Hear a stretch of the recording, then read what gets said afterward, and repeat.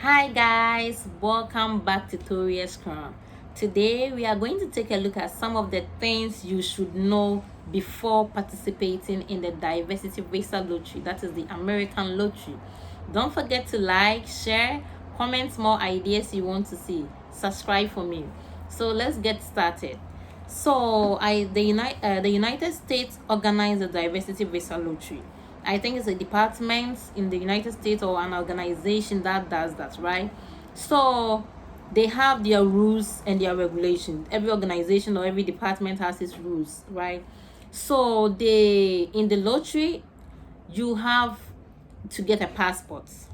Now that is the policy. You have to get a passport, a traveling passport before you can register, participate in the American lottery.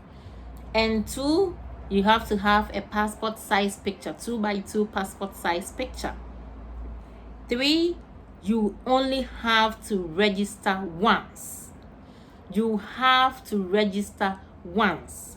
So if you register once, you are good to go. If you register twice or 3 times or 4 times, you are automatically disqualified. That is their policy.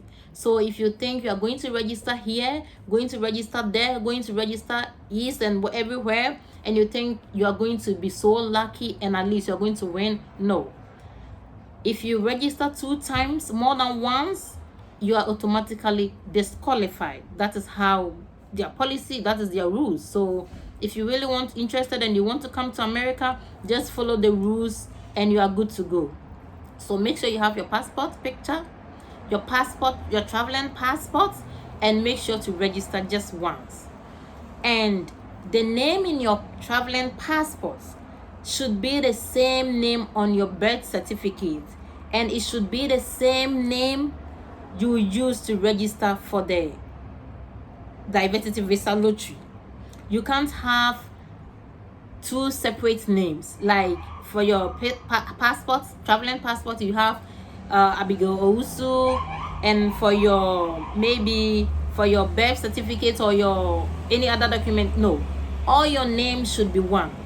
On any document, that name should be continued. That is your name. So your passport picture too, it should be current picture, because you don't want any situation that you win and you go to the embassy and they are telling you, oh, this is not you, it doesn't look like you, or no. So just make sure you take a current passport picture. Register once, get your traveling passport ready, get your 2x2 passport size picture, and your name in your passport should be the same name you register your lottery with, right? So to make it easier on your part, just have your traveling passport right in front of you. Just look on it and fill the application when the time comes. You look at the name you have in your passport, where you were born, your date of birth. Let everything match. If everything matches, you are good to go. And number two, if you are single and you are applying for the passports, put single. If you are married and you want to, maybe in case you win, you want to go with your spouse or something like that, put married. So let me use myself for example, right? So when I was applying for the lottery, I was single, and when I had the lottery, I wanted to come here with someone, right? But because it was going to be like, oh, it was single, then you don't want to contradict yourself. So to make it easier for you, if you are planning on coming to America with somebody, your spouse, your children, or any of these people, if you are applying for the lottery, let it evidence there.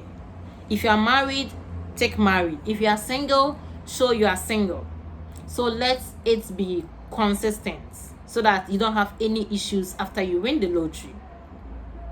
And the address in your passport should be the same address you use for your diversity visa lottery. You shouldn't have different address all over the place. If you are using this address in your passports, your traveling passports, make sure you use the same address when you are filling the diversity visa lottery. Okay, so now you have your passport, your traveling passport, you have your passport size picture. You register once, It's very important. You just register once and that is it. Don't try couple times. Don't be so like, oh, I want to win, so let me try here, let me go and try that. No. And you're going to be lucky enough to win it, right? And if you're married, just show that you are married there. And if you want to apply as single, just put single there. If you want to put your children on it, that's why it's very important. If you want to bring a child with you when you win the lottery, that means you are married. Or even if you are single, you can have adopted children, right? So just follow the questions and plan ahead. That's what I'm going to say. If you want to do anything, just plan ahead. If you are planning on coming with your spouse, coming with your girlfriend, coming with your child, plan ahead. Okay. And you have to have an SHS certificate. That is the basic requirements. You should pass your SHS. You should pass it. Even not all, at least your core. You should, even if it's not that the best, you should have an SHS certificate. You should have a certificate. It's a primary requirement. If you win the lottery and you don't have an SHS certificate, I don't know, because I know it's a requirement to have an SHS certificate before they are going to give you the visa. Some people are lucky they don't have it, but they are here, so who knows? But you should have an SHS certificate. Okay, so let's look at how the lottery works, right? So the first thing that they have a process they go through. So the first thing is they will bring the link out. Maybe it's opening October, or it's opening on these days or this day. So after that, you have the opportunity to apply for the lottery. So once you apply for the lottery, and that is the most part, that is where all the works entails. Because if you are going to win or you are not going to win, if you're going to be lucky or not, is going to be based on how you applied it. So it is very important to make sure your information is the same on your passport and is the same on the lottery. So after you apply after you put in the entry for your lottery, right, it goes through. So when a day to come, so I think if you put it in October next month, the results will be coming in next year. I don't really know, I think June or July, somewhere there. The results, they'll release the results. And once you apply for the lottery, you get a confirmation number.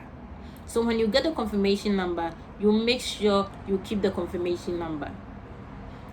Don't lose the confirmation number, because once you lose the confirmation number, you cannot check your results in the following year. So it's like automatically they can't do anything to help you. Maybe you won, but now you don't have it, so who knows? So after the results comes out, you have the opportunity to apply for a visa. So after your application of the visa, you submit the visa application, and they are going to give you an interview date. But they also require some documents from you, like your birth certificate, your high school, your anything. Like if you are married, your married certificate. Yeah, they are going to require some basic things, basic documentations or stuff from you. So after all those things is done, they'll bring your interview date. So after the interview dates, then you have to schedule a medicals, because it's a requirement to come to the interview with your medicals and your visa fee. So once you get your medicals ready, you have your visa fee, and you go for the interview. If everything goes right and you are lucky, you win the lottery, you have your visa, then you get your visa, right? So after you get the visa, then you can buy your plane ticket and migrate to the United States. So one thing I also want to talk about is applying the lottery by yourself. Sometimes there are people who come to you willing to do the lottery for you free of charge, right? But once you win the lottery, here comes the issue. You thought the person registered for you free, but when you win the lottery, he's going to give you instructions. He's going to give you, do this before you get your case number, do that. Yeah. So if you register with someone, bear in mind that the person is going to charge you when you win, because she's going to tell you, I did it for you and all those stuff. So it is very important to apply on your own. You can just walk to the cafeteria, you can just walk to the cafe and you apply. If you need assistance, you can tell them, please, can you assist me? And they're going to assist you to apply.